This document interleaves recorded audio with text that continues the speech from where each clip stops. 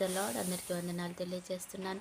ఈరోజు దేవుడు ఇచ్చినటువంటి వాగ్దానము సామెతలు 18వ అధ్యాయం 10వ వచనంలో రాయబడినట్టుగా, యెహోవా నామము బలమైన దుర్గము, నీతిమంతుడు అందులోకి ప్రవేశించి సురక్షితంగా నుండును. ఆయన నామము చాలా గొప్ప నామం అంట. ఆయన నామాన్ని పట్టుకొని నువ్వు ఆయనను ప్రేమించి ఆయనను ప్రార్థిస్తే నువ్వు నీతిమంతుడిగా మార్చబడతావు. ఆ నీతి ద్వారా ఆయన దగ్గరికి వెళ్తే నిన్ను ఆయన సురక్షితంగా కాపాడుతాడంట. నిజమే, అబ్రహాము దేవుని నమ్మెను, అది అతనికి నీతిగా ఎంచబడినని వాక్యం సెలవిస్తుంది కదా. అబ్రహాం దేవుని నమ్మాడు, అంతే వెంటనే ఆయన నీతిమంతుడిగా మార్చబడ్డాడు. నువ్వు కూడా దేవుని నమ్ము, ఆయనను వెంబడించినట్లయితే నిన్ను కూడా నీతిమంతుడిగా మార్చి దేవుడు ఆయన తన సురక్షితమైన కౌగిట్లో నిన్ను కాపాడుతాడు.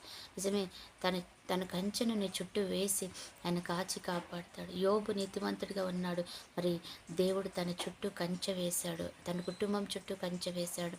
మరి అలాగే నోవహు ఆ యొక్క దినములందరిలో ఆ యొక్క ప్రాంతం అంతట్లో నీతిమంతుడిగా ఉన్నాడు, ఆయన చుట్టూ కంచె వేశాడు. మరి నువ్వు నేను నీతిమంతులుగా ఆయన దగ్గరికి వెళ్తే, నీతిమంతులుగా అంటే ఏమీ మనం ప్రయాసపడరక్కర్లేదు, కానీ ఆయన నమ్మి ఆయనను వెంబడించి ఆయన చిత్త ప్రకారం నడుస్తూ ఉంటే చాలు, ఆయన మాట ప్రకారం నడుస్తూ ఉంటే చాలు, దేవుడు మనల్ని నీతిమంతులుగా పరిశుద్ధులుగా మార్చి ఆయనే మనకు రక్షణ కవచంగా ఉంటాడు, దుర్గముగా ఉంటాడంట, నీ చుట్టూ కేడముగా నీవు నివాస స్థలముగా ఉంటాడంట.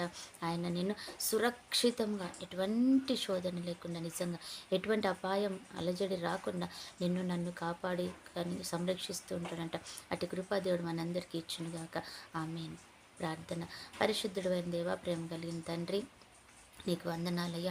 నిజమే ప్రభా, మేము నీలో సురక్షితంగా ఉండాలని కోరుకుంటున్నాం, నీ చిత్తానుసారంగా ఉండాలని కోరుకుంటున్నాం. కాబట్టి మమ్మల్ని జ్ఞాపకం చేసుకొని తండ్రి, నీకు వందనాలు చెల్లిస్తూ చక్కటి అయా నీతివంతమైనటువంటి జీవితంలోకి మమ్మల్ని నడిపించండి తండ్రి. స్తోత్రాలు అయా. నిన్ను నమ్మి నిన్ను వెంబడించే బిడ్డలుగా మమ్మల్ని ఉంచినందుకే వందనాలు చెల్లిస్తూ, ఈరోజు ఎంతమంది బిడ్డలైతే ఆరంభించండి, ఈరోజు బర్త్డే మ్యారేజ్ డే జరుపుకుంటున్న బిడ్డలను కూడా జ్ఞాపకం చేసుకొని దీవించండి అయ్యా. ప్రతి ఒక్కరిని చేతుల్లో పెడుతూ అయ్యా మీరే మహిమ ఘనత ప్రభావాలు పొందుకోమని యేసు నామములో ప్రార్థిస్తున్నాం తండ్రి.